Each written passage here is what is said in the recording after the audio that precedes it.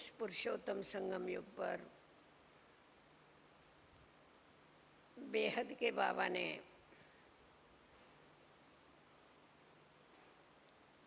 हम बच्चों को 600 करोड़ आत्माओं में से चुन चुन के अपना बनाए। कितनी विशेष आत्माएं। हम नशा चढ़ता है, जिसको नशा चढ़ता है, नशे की निशानी क्या होती है? नशे की निशानी क्या होती है बताओ? हाँ, नशे की निशानी है उनको हमेशा सामने निशाना दिखाई पड़ता। निशाना माना लक्ष्य। जिसको सदैव निशाना दिखाई पड़ेगा वो जरूर खुशी में रहेगा, क्योंकि हमारा निशाना क्या है? क्या बनना है? हमारा निशाना है नई दुनिया में जाके राजभाग करना। तो नशे के आधार पर अपना लक्ष्य सामने रहता और लक्ष्य को देख देख करके हर्षित होते रहते।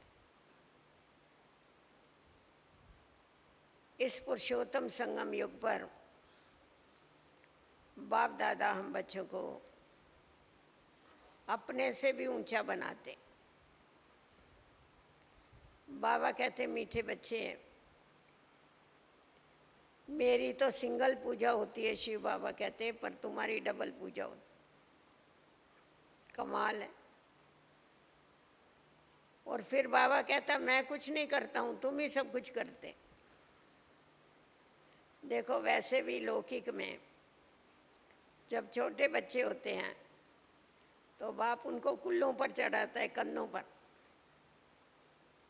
फिर बच्चा उसके कंधों पर खड़ा रहता है बाप के, तो बाप से ऊंचा हो जाता है। बाप कहता है, देख तू मेरे से भी ऊंचा हो गया। बच्चा बड़ा खुश होता है, मैं ऊंचा हो गया, पर उसको ये भूल जाता है मैं बाप के कंधों पर हूं। तो वैसा ही बाबा भी हम बच्चों को कंधों पर चढ़ाता, हमको नशा चढ़ा करके खुशी मिलाता। तो जब बाबा हम बच्चों को इतना ऊंच बनाता है, श्रेष्ठ बनाता है, संगम का हमारा जो लक्ष्य है, बाबा ने आके हमें शूद्रों से ब्राह्मण बनाया। ब्राह्मण से हमें क्या बनना है? ब्राह्मण से देवता बनना है, पर देवता बनने के पहले फरिश्ता जरूर बनना है। ब्राह्मण सो फरिश्ता, फरिश्ता सो देवता। फरिश्ता बनना अर्थात ही बाप समान बनना। समान कौन बन सकता है? जो समीप रहता है वो समान बनता है, जो समान होता है वो समीप रहता है। ये तो है ना। कहा जाता है संग का रंग लगता है। जितना जितना समीपता होती है उतना उतना संग का रंग लगता जाता है, और जो समान होता है उसको ही समीप बिठाया जाता है। कोई वीआईपी है, उसके बाजू में ऑर्डिनरी कोई जाके बैठेगा तो उसको चलेगा? बिठाएंगे ही नहीं उसको, समान वाले को बिठाते। तो यहाँ भी हमें किसके समान बनना है? ब्रह्मा बाप समान बनना है। जब ब्रह्मा बाप समान बनते हैं तो किसके समीप हो जाते हैं? बाप दादा के समीप हो जाते हैं। संगम युग पर भी उसके समीप होते हैं, उसके दिल तख्त पर बैठते हैं। भविष्य में श्री कृष्ण के समीप होते हैं, और भक्ति मार्ग में विजय माला में समीप बनते, फूल के समीप आ जाते। माला जो होती है, माला में अनेक मणके होते हैं, कोई समीप होते हैं, कोई दूर होते। तो जो समान मणके होते हैं वो ही बाप के समीप रह सकते।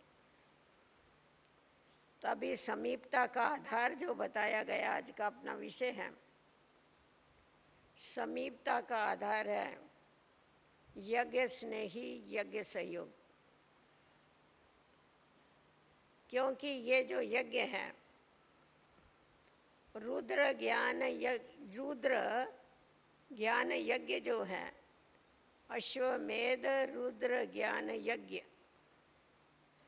इस अश्वमेध यज्ञ में क्या करना है? इस अश्व को स्वाहा करना है। ये अश्व है ना, घोड़ा है, शरीर रूपी घोड़ा।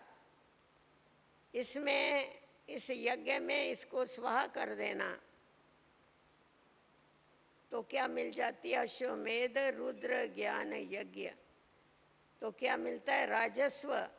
राजस्व प्राप्त करने के लिए, स्व के ऊपर राज करने के लिए यज्ञ में इस घोड़े को स्वाहा करना। तो हम सभी का पिता कौन है? यज्ञ पिता। यज्ञ का पिता कौन? शिव बाप या ब्रह्मा बाप? ये रुद्र ज्ञान यज्ञ है। रुद्र बाप ने आके रचा हुआ यज्ञ, पर किसके द्वारा रचा? ब्रह्मा के द्वारा रचा। तो अभी इस रुद्र ज्ञान यज्ञ में हमको अपने शरीर रूपी अश्वों को स्वाहा करना है, अर्थात देह अभिमान को छोड़ना है, अर्थात इस देह को ईश्वरीय सेवा में लगा देना। इसीलिए क्या कहा जाता है? हम बाबा के समर्पण बच्चे हैं। क्या समर्पण करते हैं? तन, मन और धन। सबसे पहला नंबर किसका आता है? पहला नंबर तन का आता है। तन, मन और धन। तो आप सभी ने तन अर्पण किया है बाबा को? जिन्होंने किया है हाथ ऊपर करो।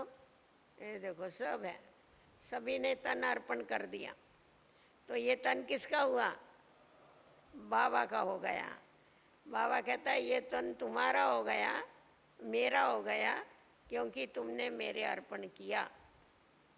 फिर जब मेरा तन है तो मेरे तन के द्वारा तुम कोई भी उल्टा काम कर नहीं सकते। देखो, शास्त्रों में बताते हैं कि दधीची ऋषि ने अपनी हड्डियां क्या किया? यज्ञ में स्वाहा कर दिया। तो यज्ञ में हड्डियां स्वाहा करना माना क्या करना? हम लोगों ने आंखों से प्रैक्टिकल में देखा कि साकार ब्रह्मा बाबा ने हड्डी हड्डी सेवा किया, इतना हार्ड वर्क किया। मम्मा ने इतना हार्ड वर्क किया, इतनी मेहनत किया, जो अंत घड़ी तक सेवा करते रहे। बाबा भी अंत में रात्रि क्लास करा के दरवाजे में खड़ा होके बच्चों को महामंत्र दे के जाकर के साकारी शरीर का त्याग। मम्मा का जब भी अंत घड़ी थी उस समय मम्मा ने क्या किया? मम्मा में इतनी भी ताकत नहीं थी जो हाथ ऐसा भी कर सके, समझा, उठा भी सके, इतनी भी ताकत नहीं थी। परंतु बाबा ने मम्मा को बताया। उस समय पर मम्मा यहाँ मधुबन में थी, क्योंकि डॉक्टरों ने जवाब दे दिया था व्याधि के कारण। तो मधुबन में थी और दिखाई पड़ रहा था अभी इसकी अंतिम घड़ी है। पर बाबा ने मम्मा को कहा, मम्मा अपने बगीचे के अंगूर निकले हैं, अपने हस्तों से बच्चों को खिलाओ। 500 बच्चे आए हुए थे उस समय। 500 बहुत बड़ी संख्या होती थी, तभी तो बहुत थोड़े भाई बहन थे ना। तो इतने बच्चे आए हुए, आप अपने हस्तों से इनको खिलाओ। अभी हस्त तो उठता ही नहीं था, परंतु मम्मा की ये विशेषता थी, बाबा ने जो कहा जी बाबा। मम्मा ने कभी ना नहीं किया, कहा जी बाबा। तो मम्मा ऐसी खटिया के ऊपर बैठी हुई थी, मम्मा का हाथ ऐसा टेबल पर रखा हुआ था, और मम्मा की जो ब्रह्मणी थी संभालने वाली, वो मम्मा के हाथ में 2-2 अंगूर बगीचे के देती जाती थी, और मम्मा सिर्फ ऐसा करती, क्योंकि उठा ही नहीं सकती थी, हाथ उठा नहीं सकती थी, सिर्फ ऐसा करती थी बच्चों के हाथ में, बच्चे ऐसा रखते थे, मम्मा ऐसा ऐसा ऐसा ही रख। अंगूर दे के पूरा किया, मम्मा ने शरीर छोड़ा। ये है हड्डी सेवा, समझा? अंत तक हड्डी हड्डी सेवा में दिया। आज हम देखते हमारी जानकी दादी है, इतनी बीमार है, पर इतनी बीमार होते हुए भी अभी तक हम लोगों की सेवा कर रही। अभी तक वो हमारे को ज्ञान से हमारा श्रृंगार कर रही है, तबीयत का ध्यान नहीं रख। आज कोई भी दादी से मिलने को आते हैं, डॉक्टर लोग ट्रीटमेंट के लिए आते हैं, उनको ज्ञान ही सुनाते। कहती है मेरे को क्यों बाबा ने हॉस्पिटल, अभी तो अभी छुट्टी मिली होगी दादी को हॉस्पिटल से, बाबा ने मेरे को क्यों हॉस्पिटल में रखा सेवा करने की? ऐसा नहीं मैं बीमार हूं, समझा?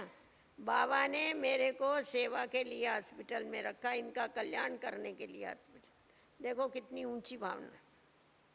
अभी हमें बनना है मम्मा बाबा के समान। अभी समान बनने के लिए, उनके समीप आने के लिए, शिव बाबा के साथ विजय माला में पिरोने के लिए, हमारे को फूल के नजदीक आने के लिए हमारे अंदर वो समानता, वो क्वालिटी चाहिए। अभी सबसे ज्यादा हम देखते हैं बाबा को, चाहे साकार बाबा चाहे निराकार बाबा, दोनों बाबाओं को यज्ञ से अति स्नेह था। तो समीपता की निशानी है यज्ञ स्नेही, यज्ञ सहयोगी। अभी यज्ञ के साथ स्नेह करना माना क्या करना? क्या दीवारों के साथ स्नेह करेंगे? यज्ञ के साथ स्नेह माना यज्ञ पिता के साथ, बाप दादा के साथ हमारा अटूट स्नेह हो। हम लोग गीत क्या गाते हैं? मेरा तो एक बाबा दूसरा नहीं।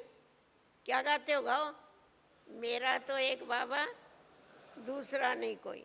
या ऐसा गाते हो, मेरा तो एक बाबा और भी कोई कोई? ऐसा नहीं गाते हो। तो मेरा अगर बाबा के साथ स्नेह है, यज्ञ पिता के साथ स्नेह है, तो बाबा के बिगैर मुझे और कोई दिखना नहीं चाहिए। जैसा आज दिन तक मीरा के चित्र को देख करके कौन याद आता है? श्याम याद आता है। मीरा के फोटो को देखेंगे तो श्याम की मूर्त सामने दिखाई पड़ती है। अरे इसको श्याम के साथ, श्री कृष्ण के साथ कितनी प्रीति। तो हमें देख के कौन याद आना चाहिए? बाबा याद आना चाहिए। तो बाबा तब याद आ सकता है जब हमारा जीवन बाबामय बन जाए।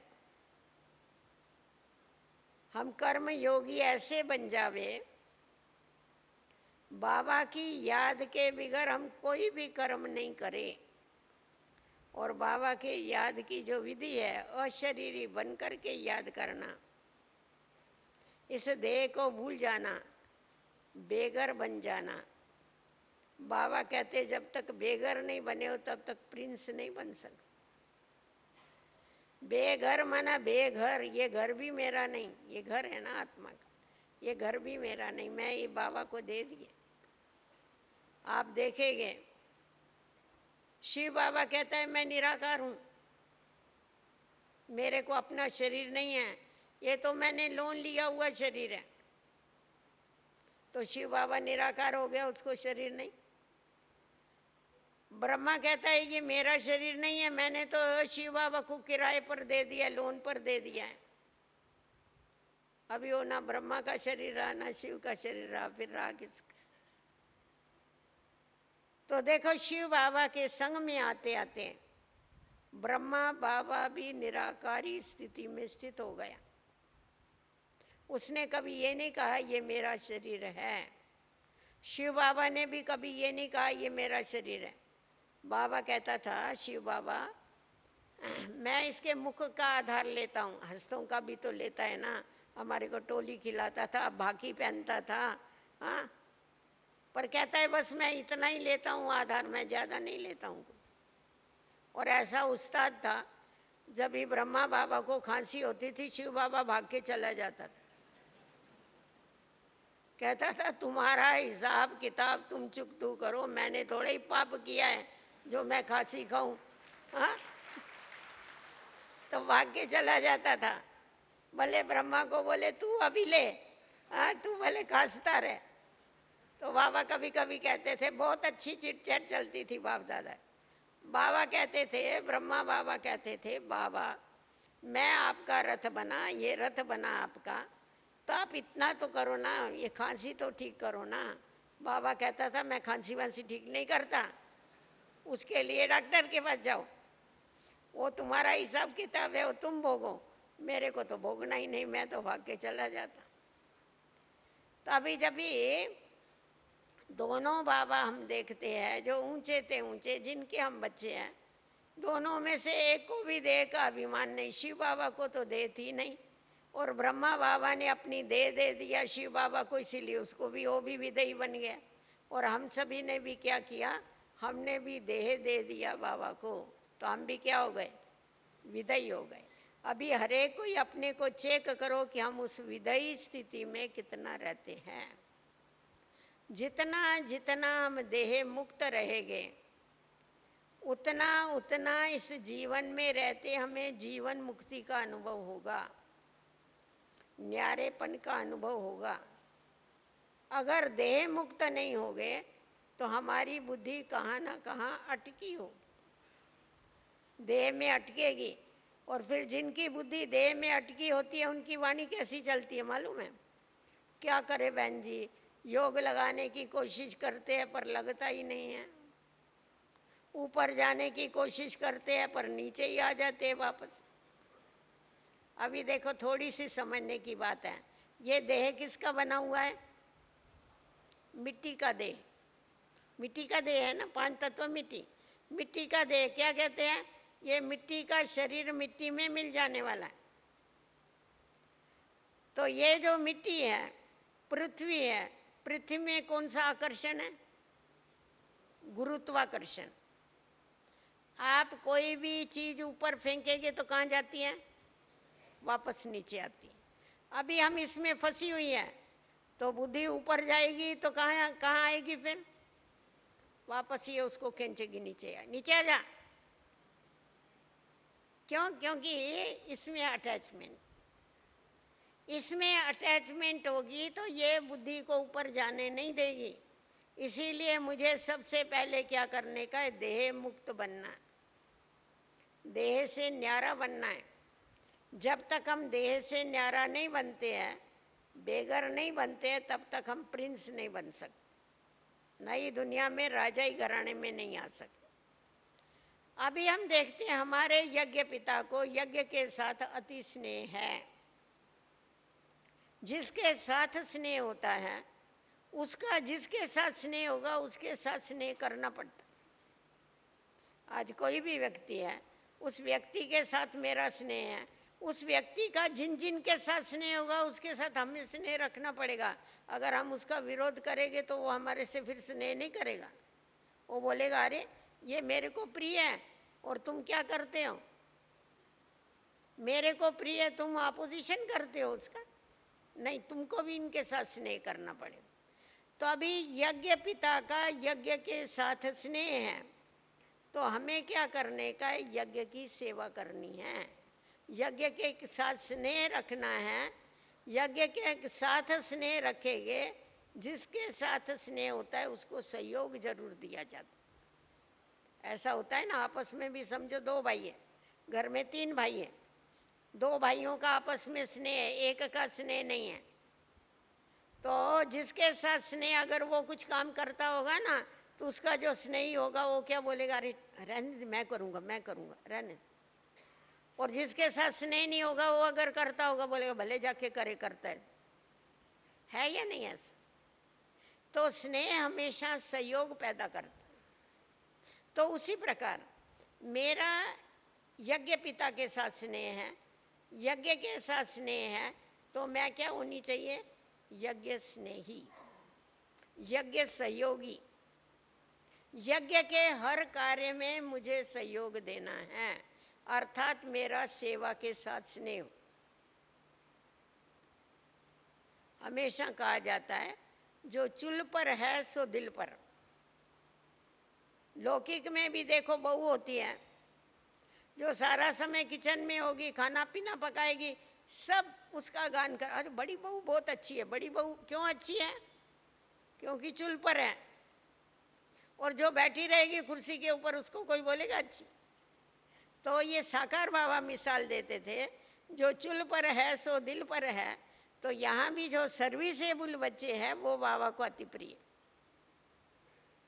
जो सेवा नहीं करते वो प्रिय नहीं है, जो सेवा करते हैं वो बाबा को अति प्रिय है। क्योंकि बाबा को सेवा से प्यार, बाबा को यज्ञ से प्यार है, बाबा को सेवा से प्यार है, बाबा को यज्ञ वत्सों से प्यार।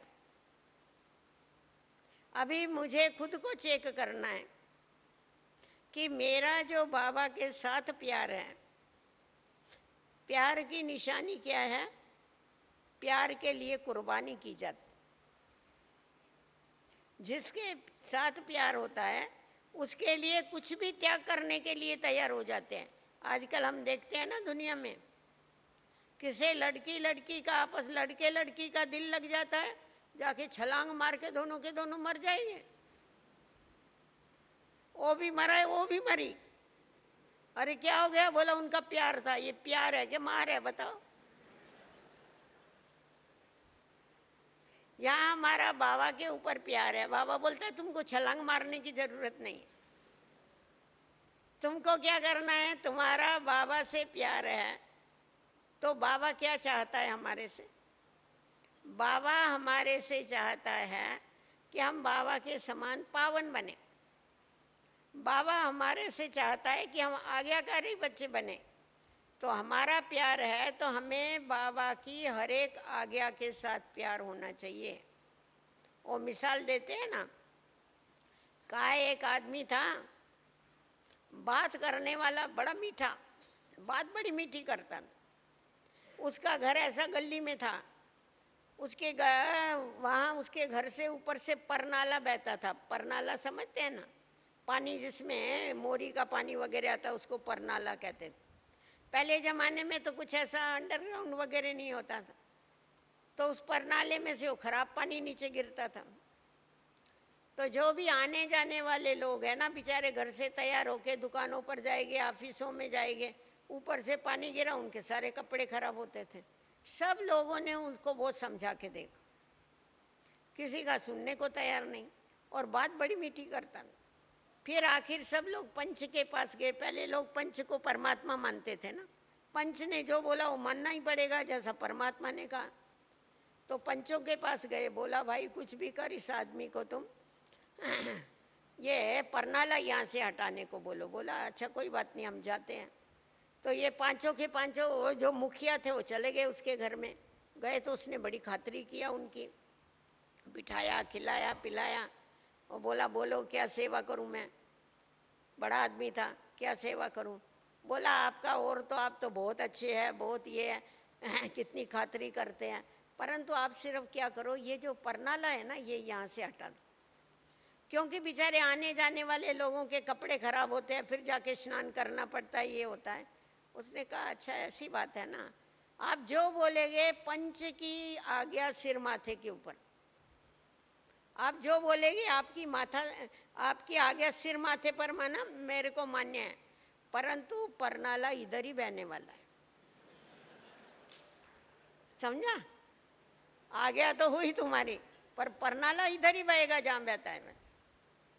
तो कोई कोई बच्चे क्या करते हैं कि बाबा हमारा बाबा है, हम बाबा के पूरी श्रीमत पर चलने वाले हैं, परंतु फिर भी विकारों का परनाला जिधर बहता है उधर ही बहता रहेगा, हमारी कमियों का परनाला जहां बहता है वहीं बहता रहेगा। नहीं, आज्ञाकारी का मतलब बाबा की जो आज्ञा है उसको सिर माथे पर लेना, अर्थात उसी समय करना। मम्मा मम्मा क्यों बन गई बताओ? बाबा हमेशा कहता था, बाबा कहता था देखो ये ब्रह्मा नंबर 1 है, परंतु तुम्हारी माँ +1 है। समझा? +1। नंबर से, एक नंबर से आगे प्लस का आगे का नंबर हो गया ना, +1 है। +1 क्यों बनी? +1 कैसी हुई? पहले लक्ष्मी पीछे नारायण, पहले सीता पीछे राम, पहले राधा पीछे कृष्ण, प्लस हो गई ना वो तो। श्री कृष्ण से आगे हो गई, नारायण से पहले हो गई। तो बनी कैसे? क्योंकि उसने बाबा की आज्ञाओं को उसी समय जी हाँ किया। मम्मा की डिक्शनरी में ना शब्द था ही नहीं, बाबा ने जो बोला उसको उसी समय प्रैक्टिकल करना ही है। बाबा उसकी निश्चय की परीक्षा लेते थे। बाबा कहते थे, बच्ची कल सतगुरुवार है, सवेरे 3 बजे उठ करके बाबा का भोग बनाना।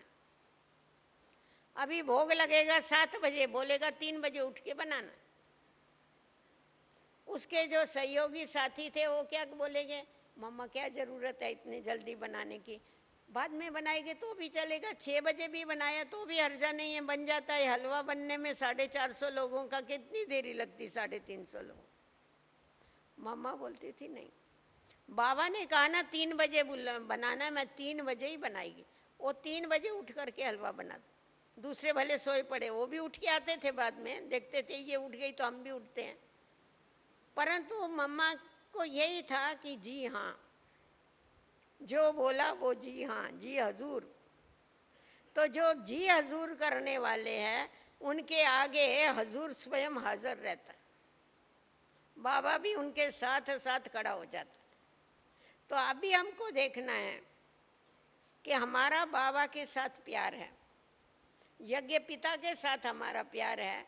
तो मेरा प्यार ऐसा है, जो बाबा की आज्ञाएं हैं, जो बाबा की श्रीमत है, उसको हूबहू हम प्रैक्टिकल में करते हैं या कर लेंगे, हो जाएगा, पहुंच जाएंगे। अभी कौन बना है जो हम बने, समझा? अनेक अनेक प्रश्न। अभी कोई बना थोड़े ही संपूर्ण, हम भी तो बन जाएंगे ना। नहीं, बाबा ने हमको जो आज्ञाएं दी हुई है, जो श्रीमत दी हुई है, उस श्रीमत को हम सहर्ष प्रेम से उसी समय पर स्वीकार करें। जिस प्रकार मैं आपको बताती, अव्यक्त बाबा आते हैं। अव्यक्त बाबा जब बच्चों से मिलते हैं, 15-15 दिन के बाद आते हैं और बच्चों से मिलते हैं, कोई ना कोई होमवर्क दे करके बच्चों को जाते। ठीक है, क्रोध मुक्त बनो बच्चे, 15 दिन के बाद मैं आऊंगा और तुम्हारे से पूछूंगा, तुम चार्ट देना है ना, ऐसा है ना। लगाव मुक्त बनो, कोई ना कोई बाबा होमवर्क दे के जाता है। फिर उसमें से कितने करते हैं? फिर करने वाले करते हैं, नहीं करने वाले नहीं करते हैं। फिर बाबा आता है और बाबा पूछता नहीं है। जिन्होंने नहीं किया वो बड़े खुश होते हैं, अरे बाबा भूल गया पूछना। हाँ, अभी भगवान भगवान भूल गया पूछना, बाबा भूल गया पूछना। और जिन्होंने किया हुआ होता है वो तो बेचारे समझते हैं हमने तो किया, बाबा पूछे या नहीं पूछे। बाबा भूलता नहीं है, बाबा को याद होता है। परंतु बाबा कहता है, बच्चे तुम मेरे से बड़े हो, इसीलिए मैं तुम्हारी इंसल्ट कैसे करूं। मैं पूछूं तुम्हारे को और तुम कहो हमने नहीं किया, तो तुम्हारी इंसल्ट हो गई नहीं। तो इसीलिए मैं तुम्हारी इंसल्ट नहीं करना चाहता हूं, इसीलिए तुम्हारे से नहीं पूछता। परंतु मैं आज्ञाकारी हुई आज्ञाकारी नहीं हुई ना, फिर मेरा बाबा से प्यार कहाँ हुआ? प्यार का मतलब बाबा ने जो मेरे को कहा वो मुझे करना है। और देखो करने से कितना फायदा है। जिस समय बाबा कहता है, अगर उसी समय उस पीरियड में हम करते हैं, हमको एक तो खुशी रहती है, हम आज्ञाकारी बन गए, इसीलिए वो पास के मार्क्स मिल गए मेरे को, आज्ञाकारी में पास हो गई।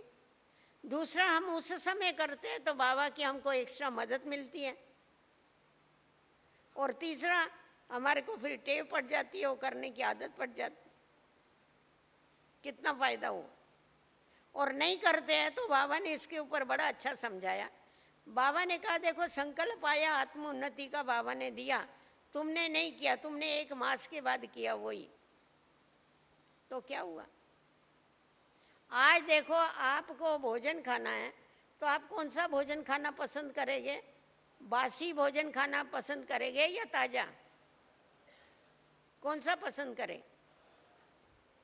आप बोलेंगे नहीं एक मास के बाद खाएंगे, अरे रखा रहे फ्रिज में, मास के बाद खाएंगे नहीं। हर एक कोई क्या करता है, ताजा भोजन खाना पसंद करता, परंतु फिर भी इन दी सरकमस्टेंस फ्रिज में रखा हुआ खाते हैं गर्म करके, उससे पेट भरता है पर विटामिन मिलता है? विटामिन तो नहीं मिलता है, माना ताकत तो नहीं मिलती है, पेट भरता है इससे। तो उसी प्रकार बाबा जो काम हमको देता है, अगर हम उस समय नहीं करते हैं और मास के बाद 15 दिन के बाद अगर करते हैं तो वो संकल्प बासी हो जाता है, जिसके कारण ना हमको बाबा की मदद मिलती है, ना आज्ञाकारी का हमको सर्टिफिकेट मिलता है, और ना हमारे को उससे ताकत मिलती। विटामिन कहाँ मिला? बाबा के आज्ञाकारी नहीं बने तो शक्ति कैसे मिलेगी, मदद कैसे मिलेगी?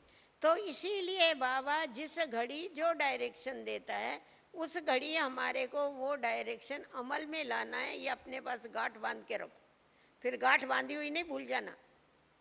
कभी कभी कोई माताएं गांव में पल्लू को गांठ बांध के रखती है, फिर उनको यही भूल जाता है गांठ काई की बांधी। तो गांठ बांधना माना पक्की प्रतिज्ञा कर। तो अगर हम ये याद रखते हैं कि बाबा जो कहता है, जिस समय कहता है, जो डायरेक्शन मिलता है, उस समय उस डायरेक्शन को अमल में लाना। जैसा आपको मालूम है ना, जगदीश भाई का बाबा ने होमवर्क दिया था सबको ऐसे लिख के लाने का, लाइट नहीं थी तो किसी ने नहीं लिखा, इसने रात को बैठ के स्ट्रीट लाइट के ऊपर वो ऐसे लिखा बाबा ने जो बोला था। दूसरे दिन सवेरे बाबा ने पूछा ही नहीं, वो उसने बेचारे ने रात को जाग करके लिखा। दूसरे दिन बाबा ने पूछा ही नहीं, सब बड़े खुश हो गए, देखा ये फालतू जागता रहता था, जाके लिखा, बाबा ने पूछा तो नहीं। और रात को बाबा ने क्लास में उससे पूछा तुमने किस किसने लिखा, तो इस अकेले ने हाथों पर।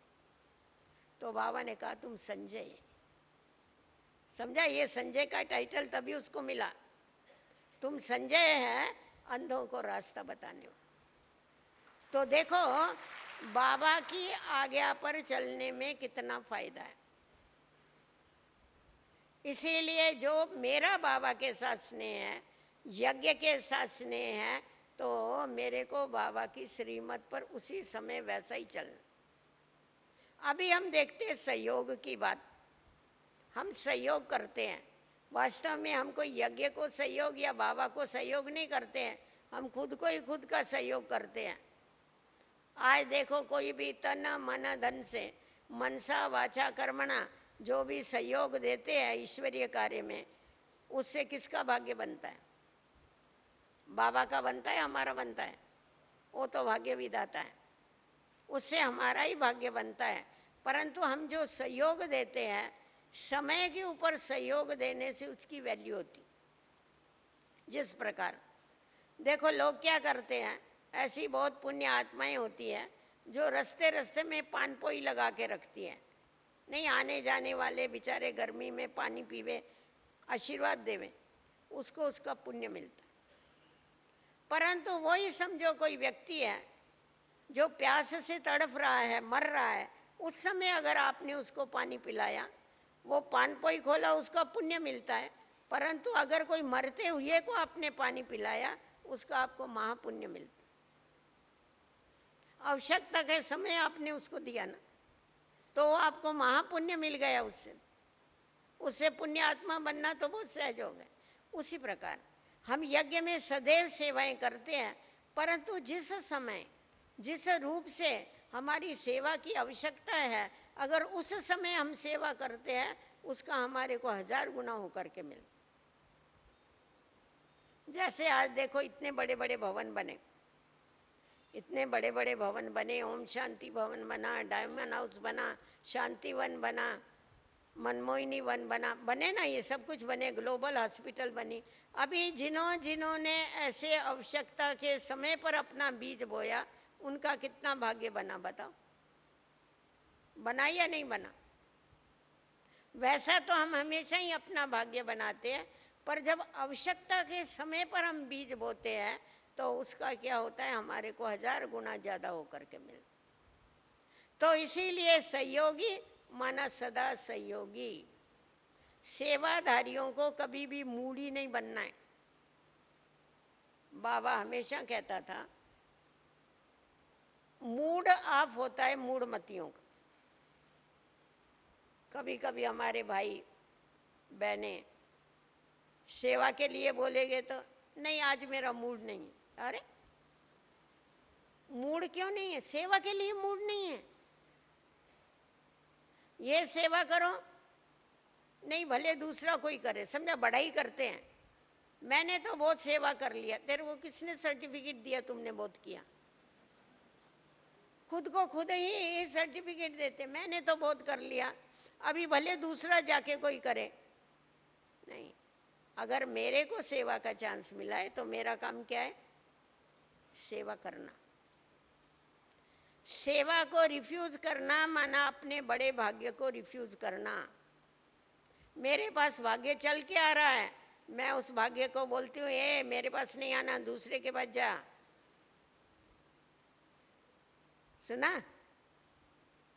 इसीलिए सेवा, जो भी सेवा मिले मनसा वाचा कर्मणा, तन मन धन से, उसको कभी भी रिफ्यूज नहीं करना, नहीं तो आपका नसीब, आपका भाग्य आपसे रूठ जाएगा। सेवा का चांस मिलना ये बड़े भाग्य की निशानी है। हमें तो जो भी सेवा का चांस मिलता है हम कभी नहीं छोड़ते, क्योंकि ये हमारा बड़ा भाग्य है सेवा करना। परंतु अगर हम उसको रिफ्यूज करेंगे तो भाग्य कभी बनाएंगे? संगम युग ये एक ही युग है जहां पर हम भाग्य बनाते, और भाग्य बनाने के समय अगर हम आलसी बन जाते, अलवेले बन जाते हैं और रूठे हुए हो गए अपने स्वभाव संस्कार के कारण, दूसरे के स्वभाव संस्कार के कारण, कहेंगे नहीं भले दूसरा जाके करे ना, मैं ही करता रहूं क्या, कुछ फर्क नहीं पड़ता है। अगर मैंने नहीं किया तो कोई फर्क नहीं पड़ेगा। क्या हो जाएगा? देखो हम सभी के पीछे क्यों है, यहाँ जो भी बैठे हैं ना उनके पीछे पुरुषार्थियों की क्यों है। आज हम क्यों में चल रहे हैं, चलते चलते अगर मैं निकल जाती हूँ तो उसका रिजल्ट क्या होता है? मेरे पीछे वाला आगे आ जाएगा, क्यों तो बनी रहेगी। मैंने भाग्य नहीं बनाया अपना, पर मेरा पीछे वाला आगे आके उसने भाग्य बना दिया। नुकसान किसको हुआ? किसको नुकसान हुआ? मुझे ही नुकसान हुआ। तो यज्ञ स्नेही माना सदैव सेवा में तत्पर। यज्ञ स्नेही माना निस्वार्थ सेवा करने वाले। यज्ञ स्नेही माना दाता, देने वाले। हम दाता के बच्चे, देने वाले हैं। हम सेवा करते फिर हमारा नाम होना चाहिए, हमारा मान होना चाहिए, हमारी शान होनी। अरे काय का नाम, काय का मान, काय की शान, वो दुनिया में मिलेगा तुम्हारे को। पर बाबा कहता है मैंने तुम्हारा इस संगम युग पर कितना मान बढ़ा दिया, तुम्हारा कितना नाम कर दिया। आज सारी दुनिया तुम्हारे नाम पर चल रही है भाइयों। आज देखो बच्चे का जन्म होता है तो किसको बुलाते हैं? ब्राह्मण को। बच्चे का नामकरण होता है तो किसको बुलाते हैं? ब्राह्मण को। बच्चे को जनेऊ पहनते हैं तो किसको बुलाते हैं? ब्राह्मण को। बच्चे को पढ़ाई के लिए स्कूल में बिठाते हैं तो किसको बुलाते हैं? बहुत साउथ में ऐसा है, ब्राह्मण को खास बुलाते। उसकी शादी कराते हैं तो किसको बुलाते हैं? ब्राह्मण को। धंधे पर दुकान खोलते हैं तो किसको बुलाते हैं? ब्राह्मण को बुलाते हैं। और वो मरता है तो किसको बुलाते हैं?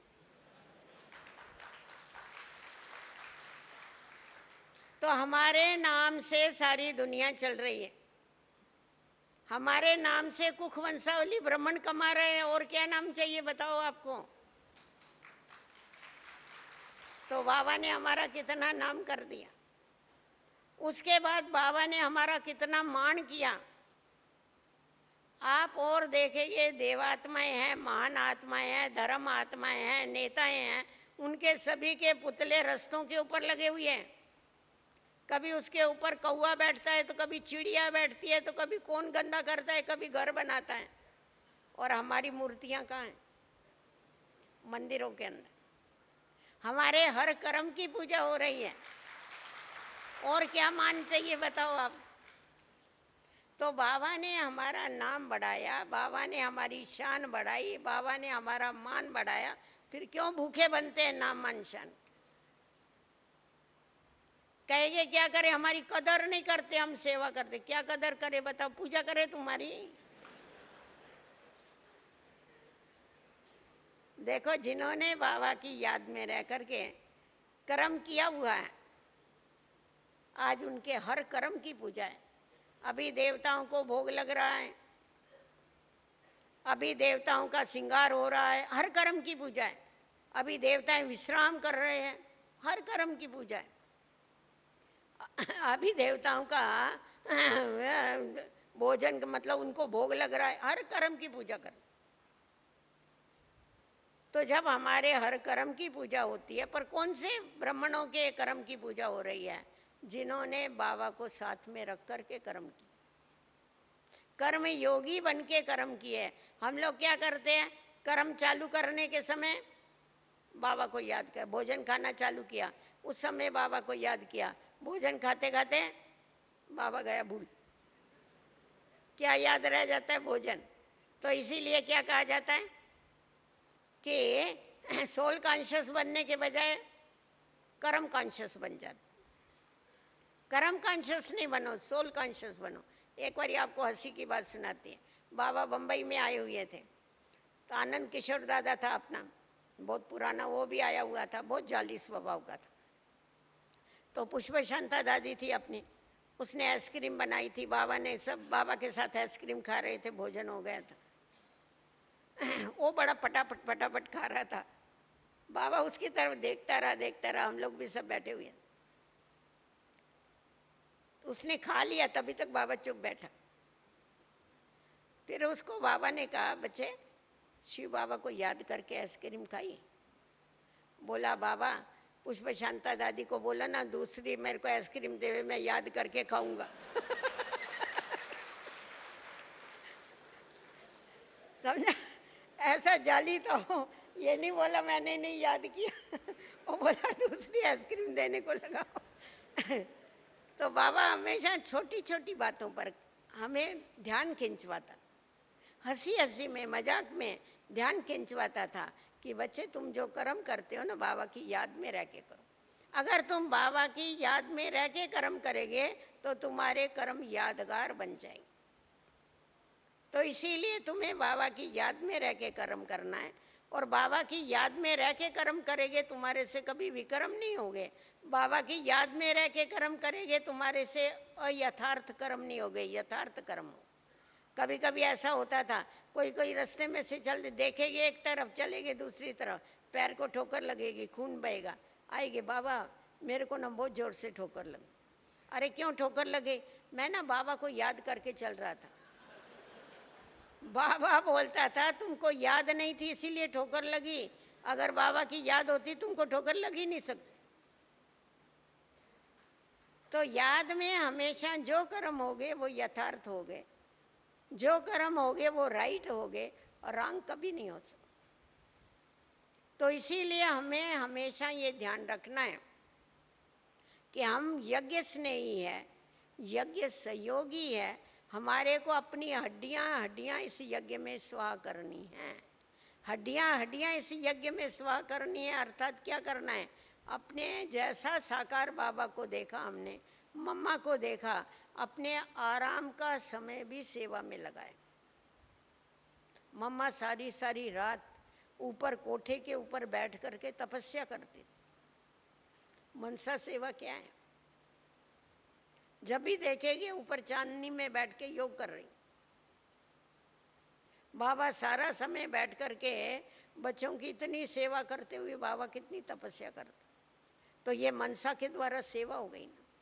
कभी कभी बाबा को रात को नींद नहीं आती थी, वहां बाहर कोई बाबा बाहर ऐसे चक्कर मारता, कोई उठ के बाबा आपको नींद नहीं आ रही थी? बाबा कहते नहीं। बाबा को जो बांधेली गोपिकाएं हैं, जो तड़फ रही है, रो रही है, बाबा हमको छुड़ाओ इन बंधनों से, हमारे ऊपर बहुत सितम हो रहे हैं, बाबा को उनकी आवाजें सुनाई पड़ रही। बच्चे तुमको आवाजें नहीं सुनाई पड़ती? बाबा को आवाजें सुनाई पड़ रही, इसलिए बाबा को नींद नहीं आ। बाबा कैसा नींद करेगा, बच्चे तड़प रहे हैं। बाबा कहता है क्यों तुमको नहीं सुनाई पड़? हमको क्यों नहीं सुनाई पड़ता है? क्योंकि हम अपनी आवाजों में लगे हुए। जो आवाज से परे रहेगा उसको ये दुखियों की आवाज सुनाई पड़ेगी। बाबा कहता है ना, इन दुखियों की पुकार सुनो, हे रहम दिल, इनके ऊपर रहम करो, दया करो, दयालु कृपालु बनो। तो उनके ऊपर दया करने के पहले तो हमें खुद के ऊपर दया करनी पड़े। जब तक खुद के ऊपर दया नहीं करेंगे, अर्थात बाबा जो बोलता है उसको प्रैक्टिकल में नहीं लाएंगे, तो हम दूसरों के ऊपर कैसे दया कर सकते? इसलिए हमें हमेशा ये देखना है कि मुझे यज्ञ स्नेही, यज्ञ पिता का स्नेही, यज्ञ का स्नेही और यज्ञ का सहयोगी बन के चलना। अभी और आगे बढ़ो, यज्ञ स्नेही बनना अर्थात यज्ञ वत्सों का स्नेही बनना। यज्ञ किसका बना हुआ है? बाबा के बच्चों का बना हुआ। बाबा का बच्चों के साथ कितना स्नेह, इतने दूर से रोज पढ़ाने के लिए आता। अरे साकार का अव्यक्त हो गया तो अव्यक्त रूप से पढ़ाने के लिए आता है। स्नेह कितनी मेहनत करता है हम बच्चों के ऊपर। तो बाबा हम बच्चों के ऊपर इतनी मेहनत करता है। बाबा को एक एक बच्चा कितना प्रिय है, कितना प्यारा है, कितना स्नेह देता है, कितनी पालना देता है। तो बाबा के साथ स्नेह, यज्ञ के साथ स्नेह, माना यज्ञ के बच्चों के साथ स्नेह। तो हमारा आपस में इतना स्नेह है, हमारा आपस में इतना प्यार है कि अरे ये वही कल्प पहले वाले हमारे भाई बहन हैं। अरे किसी का भाई या बहन गुम हो जाता है, थोड़ा समय तो छोड़ो, परंतु एक घंटा भी नहीं मिलता है, बेजार हो जाते। अरे मेरा भाई गुम हो गया, मेरा भाई गुम हो गया, खाना अच्छा नहीं लगेगा, पानी पीना नहीं अच्छा लगेगा, भाई गुम हो गया, पता नहीं कहाँ गया, पता नहीं कहाँ गया। और अगर उनको मिल जाता है तो कितने खुश होते। और हमारे भाई बहन 5000 बरस से गुम हुए, वो अभी आकर के मिले हमको, तो हमको कितनी खुशी होनी चाहिए बताओ। तो इतनी खुशी होती है आपको आपस में मिलके कि वाह ये मेरे कल्प पहले वाले भाई है, वाह, हाँ वापस मिल गए मेरे को। जैसा बाबा हमको देख करके खुश होता है, एक एक बच्चे को देख के खुश होता है, वैसा हमें भी एक एक ब्राह्मण को देख करके खुश होना है। क्यों नहीं खुश होते हैं? बाबा हमारे अंदर खूबियां देखता है, बाबा हमारा संपूर्ण रूप देखता है, बाबा हमारी विशेषताएं देखता है, और हम एक दो की कमियों को देखते। एक दो की कमियों को देखने के कारण वो प्यार नहीं होता। दो चीजें हैं ना, एक है आईना, दूसरा है विंडो। तो आजकल ब्राह्मण क्या करते, विंडो से ज्यादा देखते, आईने में नहीं देखते। और वैसा तो भाइयों को आईने में देखने की बहुत आदत होती है, बहनों से ज्यादा। कार भी खड़ी होगी ना, देखेंगे उसका आईना, कंघी निकाल के फटाफट, हाँ आईने को देख के अपना मुंह ये करेंगे, कंघी करेंगे। पानी में भी देख के करते, देखा है मैंने, कितना कॉन्शियस है इनको। तो ये जो है, विंडो में से किसको देखा जाता है? दूसरे को। दूसरे को देखना, वो कौन जा रहा है देखने के लिए मेरे को विंडो में देखना है। और खुद को किस में देखा जाता है? तो फिर खुद को देखना चाहिए या दूसरे को देखना चाहिए? तो हमारा ज्यादा समय ज्ञान के आईने में खुद को देखने के बजाय हम विंडो में से दूसरों को देखने में ही अपना टाइम वेस्ट करते। ये क्या करता है, ये ऐसा क्यों बोलता है, हाँ अरे इतना बरस हो गया, इसमें तो कोई परिवर्तन नहीं आया। मेरे को क्या फिक्र है इसमें परिवर्तन आया या नहीं आया? मैं बाप हूं क्या उसका? मुझे उसको वर्षा देना है क्या? नहीं, हम सोचे तो सही ना इसके ऊपर कि मेरा काम है क्या उसको देखना? मैं उसको वर्षा देने वाला हूं क्या? वर्षा तो वो देने वाला है, वो देखेगा कितना कौन सुधरा है, मेरे को थोड़ी देखना है। मेरे को किसको देखना है? मुझे खुद को देखना है। तो जिस समय हम स्वचिंतन करते हैं, स्वदर्शन करते। स्वदर्शन चक्र में ना क्या है, स्व को देखो, स्व का दर्शन करो। मैं आत्मा तो हूं, पर मैं कौन सी कैटेगरी की आत्मा हूं, मेरे अंदर कितने फ्लो है, कितने दाग है, ये खुद का दर्शन तो करो। जिस समय मैं खुद को देखती हूँ, खुद का चिंतन करती हूँ, आत्मचिंतन करती हूँ, मैं आत्मा साफ होती जाती। परंतु पर दर्शन, पर चिंतन, ये पतन की जड़। तो ये जो बीमारी है ना ब्राह्मणों में, पर दर्शन पर चिंतन, इसको खलास करना। ये बीमारी हमारी शक्तियों को नष्ट करती है। ये जो बीमारी है हमारे समय को नष्ट करती है। ये बीमारी हमारे संकल्पों को नष्ट करती है। इसीलिए ना हमें परचिंतन करना है, ना हमको पराया चिंतन करना है, ना हमारे को पुरानी बातों का चिंतन करना है। बाबा ने हमें जो काम दिया है वो करना। बाबा ने कभी कहा क्या तुम सबको देखते रहो? नहीं, बाबा ने कहा तुम खुद को देखो, और देखना होवे तो तुम मम्मा बाबा को देखो। इतना ही कहा ना, इससे आगे नहीं बोला है। पर हम जरा ज्यादा ही शाने हैं।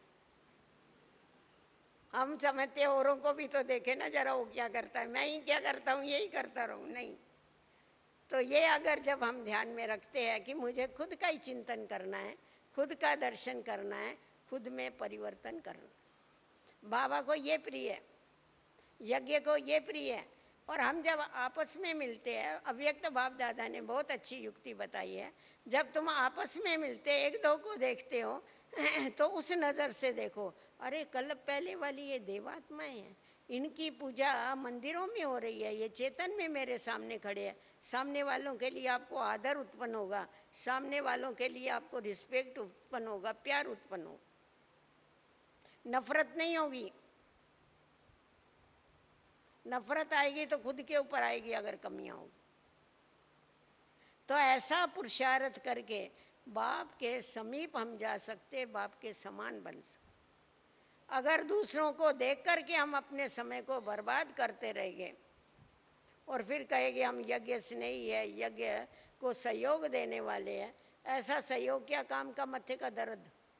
हाँ, ब्रिजेंद्रा दादी थी ना, वो एक उदाहरण बताती थी।